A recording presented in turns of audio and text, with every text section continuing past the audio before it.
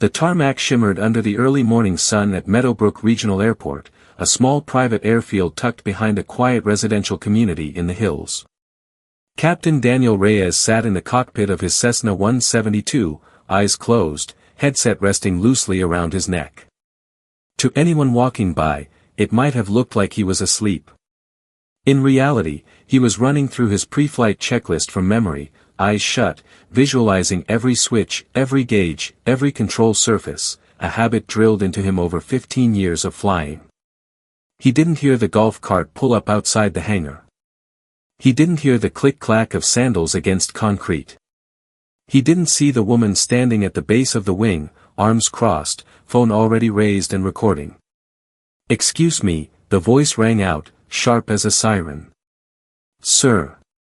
Sir. Are you sleeping? You are supposed to be flying this thing." Daniel's eyes snapped open. Before he could even reach for his headset to respond, the woman had already spun on her heel, marching toward the small airport office, phone still recording, muttering to herself the entire way. "This is going straight to the FAA. This is going straight to the county. This man should not be allowed near an airplane." Within the hour, that video, 11 seconds of a pilot sitting still with his eyes closed, would be uploaded to a community Facebook group with the caption, "Dangerous pilot sleeping while flying planes over our homes. Demand action now." By nightfall, it had 4,000 shares. By the next morning, Daniel Reyes would be temporarily banned from the airport he had flown out of for over a decade. This is the story of how one woman's obsession with control nearly grounded an innocent man's career, and how the truth, eventually, came soaring back to clip her wings. Hey everyone, welcome back to the channel. If you're new here, we tell real stories about ordinary people who go up against control freaks, power-tripping neighbors, and self-appointed rule enforcers, and we follow the story all the way to the end, good or bad. Today's story takes us to a small regional airport, where a private pilot's peaceful pre-flight routine turns into a public nightmare, all because one HOA board member decided she knew more about aviation safety than an actual licensed pilot. This story has everything: mystery, sabotage, secret surveillance, a jaw-dropping public confrontation, and a karma ending so satisfying you'll want to watch it twice. So buckle up, pun absolutely intended, and let's get into it. And hey, if you like stories like this, make sure you're subscribed, because we've got a lot more Karen Gets What's Coming content on the way. Before all the chaos, Meadowbrook Regional was the kind of place aviation folks dream about. It wasn't a big commercial hub. No jet bridges, no TSA lines, no blaring PA announcements. Just a modest single runway, a scattering of hangars, a little diner near the terminal that served the best coffee within 20 miles, and a tight-knit community of pilots who all knew each other by first name. Daniel Reyes had been flying out of Meadowbrook since he was 26 years old. Now 39, he was practically a fixture there, the guy who taught half the newer pilots how to properly trim an aircraft on final approach, the guy who always had jumper cables in his truck for someone's dead battery, the guy who brought donuts on Saturday mornings for anyone hanging around the hangars. He flew a well-maintained 1998 Cessna 172, a reliable little plane he'd nicknamed Wanda, after his grandmother, who had been the one to take him on his very first flight as a kid. He used it for weekend trips, the occasional charity flight for a local children's hospital, and lessons for a handful of student pilots he mentored on the side. His pre-flight routine was practically sacred to him. He always arrived early, usually a full hour before scheduled departure, and he had a very specific habit that a lot of pilots quietly shared but rarely talked about. He would sit in the cockpit with his eyes closed for a few minutes before starting the walk-around, mentally rehearsing every step of his checklist. It wasn't laziness. It wasn't napping. It was called chair flying, a technique used by pilots, especially former military aviators, to mentally rehearse procedures before physically executing them. Daniel had learned it from an old flight instructor decades ago, and it had become second nature. Eyes closed, breathing steady, visualizing switches, gauges, and control inputs in sequence, building muscle memory and catching potential mistakes before they ever happened in real life. To Daniel, those quiet few minutes were the safest part of his entire flight. To someone who didn't understand aviation at all, though, it looked exactly like what it wasn't, a man asleep at the controls. And that someone was about to walk right into frame. Her name was Deborah Whitlock, though everyone at Meadowbrook Estates, the gated community bordering the airport's northern fence line, simply called her the board president, a title she wore like a crown. Deborah had moved into Meadowbrook Estates 6 years earlier after retiring from a mid-level corporate compliance job, and almost immediately, she had run for the HOA board. She won, mostly because nobody else wanted the job. From that point forward, Deborah treated the position not as a volunteer role but as a personal mandate to control everything within a 5-mile radius of her cul-de-sac. She policed mailbox colors. She sent violation notices for grass measured a 1/4 inch too tall. She once tried to fine a family for having a non-regulation shade of beige on their front door. But her true obsession, the hill she had chosen to die on, was the airport. Deborah hated the airport. She hated the noise of small planes overhead, even though the flight paths were federally regulated and the airport had existed decades before her subdivision was even built. She hated that residents couldn't do anything about flight schedules, engine noise, or landing patterns, because, as she'd been told numerous times by county officials, airspace regulation was not something an HOA had jurisdiction over. That powerlessness ate at her. So Deborah did what people like her always do when they can't control something legally. She started looking for something, anything, she could control. She began walking the perimeter fence with her phone, documenting concerns. She filed noise complaints that went nowhere. She petitioned the county to reduce operating hours, and got laughed out of a public meeting. She started a private Facebook group called Meadowbrook Estates Airport Watch, which quickly became a breeding ground for wild, baseless accusations against pilots, instructors, and airport staff, most of whom had never even met her. And then, one Tuesday morning, she saw Daniel sitting still in his cockpit with his eyes closed. She didn't ask what he was doing. She didn't consider, for even a second, that a highly trained pilot preparing for flight might know more about aircraft safety procedures than she did. She simply saw an opportunity, a chance to finally have proof, real proof, that the airport was dangerous. And she took it. The confrontation at the hangar that morning was only the beginning. After storming into the airport office, Deborah demanded to speak with the airport manager, a soft-spoken but no-nonsense woman named Priya Anand who had run Meadowbrook Regional's daily operations for almost a decade. "I want that pilot's license revoked," Deborah said, slapping her phone down on the counter. The 11-second video paused mid-frame on Daniel's closed eyes. He was asleep. In the cockpit. About to take off. "This is a matter of public safety." Priya, calm as ever, watched the video twice. "Ma'am," she said carefully, "that's not what this looks like to me. That looks like a pilot performing a mental pre-flight review. It's an extremely common technique." "I don't care what you call it," Deborah snapped. "I know what I saw. That man was asleep, and if you don't take this seriously, I will go to the county, I will go to the FAA, and I will make sure everyone in Meadowbrook Estates knows this airport doesn't care about safety." Priya tried to explain, patiently, professionally, that chair flying was a well-documented and encouraged practice, that Daniel had an immaculate safety record, and that no actual danger had occurred. But Deborah wasn't interested in facts. She was interested in winning. That afternoon, the video hit the Meadowbrook Estates Airport Watch Facebook group. The caption read, "This is who is flying planes over our homes and children. Asleep at the controls. I am demanding this pilot be banned immediately. Share this everywhere." The comments exploded. "This is terrifying, thank you for exposing this. My kids play outside near that fence line, this needs to stop now. Ban him. Ban the whole airport honestly." Within hours, Daniel, a man who had flown over 4,000 incident-free hours, mentored a dozen student pilots, and volunteered his time and aircraft for sick children, was being painted online as a reckless, negligent danger to the entire community. He didn't even know the video existed until his phone started blowing up with messages from fellow pilots asking if he was okay. At first, Daniel assumed the whole thing would blow over. A misunderstanding, cleared up with a simple explanation. He even considered it almost funny, chair flying, mistaken for napping.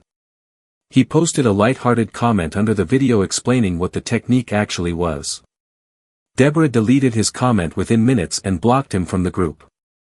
But then things got stranger. A few days later, Daniel arrived at the hangar to find his tow bar missing, the metal handle used to maneuver the aircraft in and out of the hangar. He searched everywhere, assuming he'd simply misplaced it, but it was nowhere to be found. The following week, his hangar's combination lock had been tampered with, not broken, but the numbers had clearly been spun and reset, as if someone had tried, unsuccessfully, to get in. Then his logbook, an old paper logbook he kept in a small drawer inside the hangar office for his students to review, went missing entirely. Other pilots at the airfield started noticing odd things too. Cones had been moved near taxiways. Someone had left several strongly worded, anonymous notes on windshields, accusing pilots of reckless behavior and endangering the community. One instructor found her hangar door slightly ajar one morning, though nothing appeared to be stolen. Rumors started to swirl. Was it a disgruntled former employee? A prankster? Kids messing around near the fence line? Nobody suspected the woman with the clipboard and the Airport Watch Facebook group, at least, not yet. But airport manager Priya Anand had a hunch. She'd seen Deborah's obsession escalate in real time.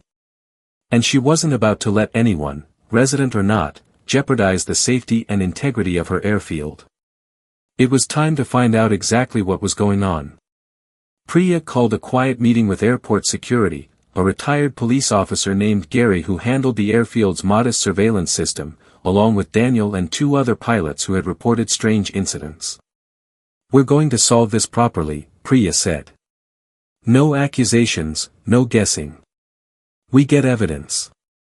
Gary had already begun reviewing the airport's existing security footage, but the angle near Daniel's hangar had a frustrating blind spot, an old camera that had never been repositioned after a hangar was added years earlier. So the team decided to install two new discrete cameras, one aimed directly at the hangar row, and a second, motion-activated trail camera hidden near the perimeter fence, angled toward the gap where Meadowbrook Estates residents sometimes cut through to monitor airport activity. They also set a simple trap. Daniel intentionally left a low-value item, an old, clearly labeled clipboard, sitting just outside his hangar door, along with a note taped inside reading, "Property of D. Reyes, do not remove." If someone was tampering with things without permission, this would be an easy way to catch it on camera. For nearly 2 weeks, nothing happened. The cameras captured pilots coming and going, a raccoon investigating a trash can, and one incredibly windy afternoon that sent a tarp flying across the tarmac. Then, on a quiet Thursday evening, just after sunset, the motion-activated camera near the fence line triggered. A figure in a wide-brimmed sun hat and gardening gloves slipped through the gap in the fence, moving briskly toward the hangar row. She paused at Daniel's hangar, glanced around nervously, and picked up the clipboard. She examined the note taped inside, the one clearly stating it belonged to Daniel Reyes, and, rather than putting it back, she tucked it under her arm and kept walking, peering into windows of other hangars along the way. Gary froze the footage and zoomed in. There was no mistaking the face. It was Deborah Whitlock. The footage was damning, clear, time-stamped, and undeniable. Deborah wasn't just an angry HOA president venting online. She had been trespassing onto airport property after hours, tampering with pilot equipment, and, based on additional footage recovered from the following days, she was the one responsible for the missing tow bar and logbook, both of which were later found stuffed inside a storage tote in her garden shed, discovered during a follow-up review after the county got involved. Priya, Gary, and Daniel sat in stunned silence the first time they watched the recording. Part of them had suspected it.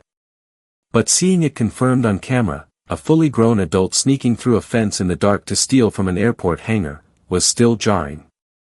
"She's been sabotaging the airport," Daniel said quietly, shaking his head. This entire time, she's been the one causing safety concerns, and blaming it on us. Priya didn't hesitate. She contacted the county sheriff's department, provided the footage, and filed an official trespassing and theft report. She also reached out to the airport's legal counsel to discuss options regarding Deborah's ongoing harassment campaign and defamatory claims against Daniel specifically. But before any legal action could formally proceed, there was one more chapter left to play out, and it would happen in front of an audience. The county had scheduled a public airport advisory meeting the following week, originally intended to discuss runway lighting upgrades, but given recent events, it quickly became the most anticipated meeting Meadowbrook had seen in years. Word had spread. Pilots showed up. Residents from Meadowbrook Estates showed up. Even a few local reporters, tipped off by pilots frustrated with the online harassment campaign, showed up with cameras. Deborah arrived exactly on time, seated confidently near the front, clearly expecting to use the meeting as another stage to demand Daniel's removal from the airport. She wasn't wrong that it would be a stage.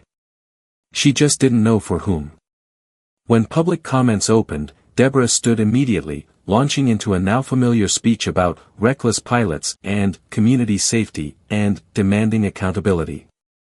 Priya waited until she finished, then calmly stepped up to the podium. Before we continue, Priya said, I think it's important the public sees something. The projector flickered on. The room watched, in complete silence, as the footage played, Deborah slipping through the fence gap in the dark, approaching Daniel's hangar, taking the clipboard clearly marked with his name. Gasps rippled through the crowd. Someone in the back muttered, "Oh my God." A few residents from Meadowbrook Estates exchanged wide-eyed glances, visibly stunned that their HOA president, the one who had rallied them for weeks over airport safety, was the actual source of the disruption. Deborah's face went pale, then red. That's taken out of context. I was simply. You were trespassing on private airport property after hours, Priya said evenly, and based on additional footage and recovered items, you're also responsible for the disappearance of pilot equipment and personal logbooks. The room erupted into murmurs. A man near the front, later identified as a longtime Meadowbrook Estates resident, stood up and said loudly, "She's been telling us for months that the airport was dangerous. She got my wife to sign a petition based on this." Another resident chimed in, "She screamed at my kid's soccer coach because his car alarm went off near the fence and she said it was airport-related noise pollution. I always thought she was a little intense, but this is insane."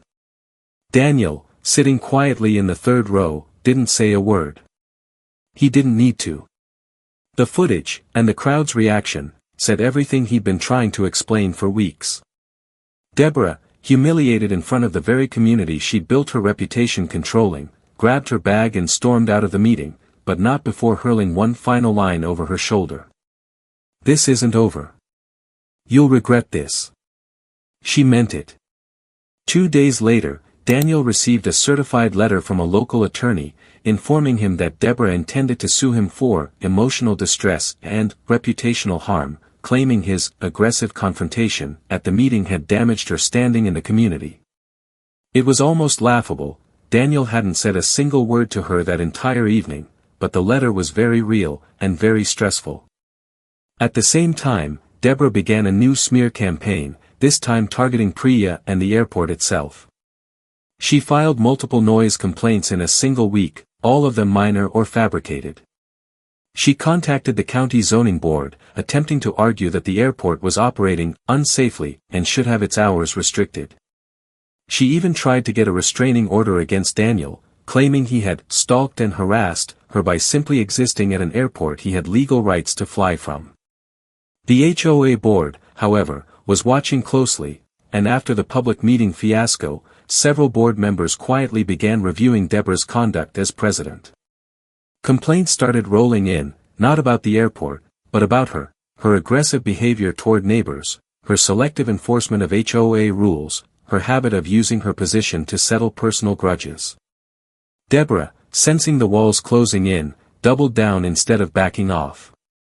She sent a mass email to the entire Meadowbrook Estates community, once again accusing the airport of covering up dangerous incidents, and calling Daniel an unstable individual who should not be trusted around aircraft. It was a bold move. It was also the final nail in her own coffin. The trespassing and theft charges moved forward, backed by clear video evidence and recovered stolen property. Deborah was formally charged, required to pay restitution for the missing equipment, and issued a permanent no-trespass order barring her from Meadowbrook Regional Airport property entirely, the very ban she had once tried, unsuccessfully, to have placed on Daniel. But the poetic justice didn't stop there. Her mass email, the one falsely accusing Daniel of instability, became the final piece of evidence in a defamation complaint Daniel's attorney had been quietly preparing. Combined with the video evidence and multiple witness statements from the public meeting, the case was strong enough that Deborah's own attorney reportedly advised her to drop her lawsuit against Daniel entirely, before it turned into something far more costly for her. She did. Meanwhile, back in Meadowbrook Estates, the HOA board, now fully aware of the trespassing charges, the fabricated complaints, and years of aggressive, controlling behavior, held an emergency vote. Deborah Whitlock was removed from the HOA board by unanimous decision. The community that had once feared crossing her over mailbox colors and lawn heights finally had enough leverage, and enough evidence, to push back. Several neighbors later admitted they had wanted to challenge her for years but had been too intimidated by her relentless rule enforcement and public shaming tactics. The woman who had spent years trying to control everyone else's freedom had, in the end, lost her own, banned from the airport she'd tried to destroy, removed from the board she'd used as a personal throne, and left facing legal and financial consequences for a campaign of harassment she had started over an 11-second video she never even bothered to understand. In the weeks that followed, Meadowbrook Regional Airport returned to its usual rhythm: quiet mornings, the smell of jet fuel and diner coffee, the friendly wave of pilots taxiing past one another on the way to the runway. Priya used the incident as an opportunity to strengthen the airport's community relations. She organized an open house event, inviting residents from Meadowbrook Estates to tour the airfield, sit in a cockpit, and, for the first time for many of them, actually learn what pilots do during pre-flight checks, including chair flying. Daniel, ever the mentor, volunteered to lead the demonstrations personally.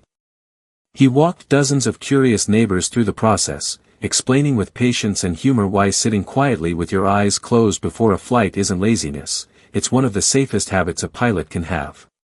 Several residents who had once signed Deborah's petitions out of fear or peer pressure personally apologized to Daniel. One woman admitted, a little embarrassed, "Honestly, I just went along with it because Deborah made everything sound so urgent. I never actually looked into it myself."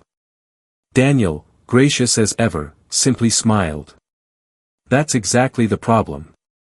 A lot of people just went along with it.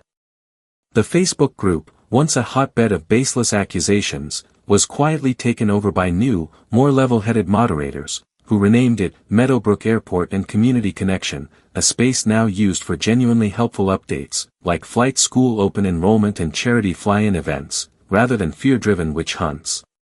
As for Deborah, she reportedly moved out of Meadowbrook Estates entirely within the year, no longer able to show her face at community events without being recognized as the HOA lady who got banned from the airport for stealing. At its core, this story isn't really about airplanes, or HOA politics, or even about Deborah Whitlock specifically. It's about what happens when someone mistakes their own assumptions for expertise, and worse, when they use fear and public pressure instead of facts to try to control people around them. Daniel Reyes never did anything wrong. He followed proper procedure, maintained an excellent safety record, and simply practiced a technique that pilots have used for decades. The danger in this story was never in the cockpit, it was in a person's willingness to spread accusations without asking a single genuine question first. The real lesson here is simple: authority without accountability is dangerous, whether it belongs to an HOA board president, an anonymous online commenter, or anyone convinced they know better than the people who actually do the work. Investigate before you accuse. Ask before you assume. And remember that real safety, real leadership, and real community trust are built on evidence, not 11 seconds of a viral video and a headline designed to provoke outrage. Daniel still flies out of Meadowbrook Regional every week. He still closes his eyes before every pre-flight, running through his checklist in his mind, just like he always has. Except now, nobody at the airport bats an eye. So here's what I want to know from you. Have you ever dealt with a real-life HOA Karen, someone who used fear, gossip, or false accusations to try to control people around them?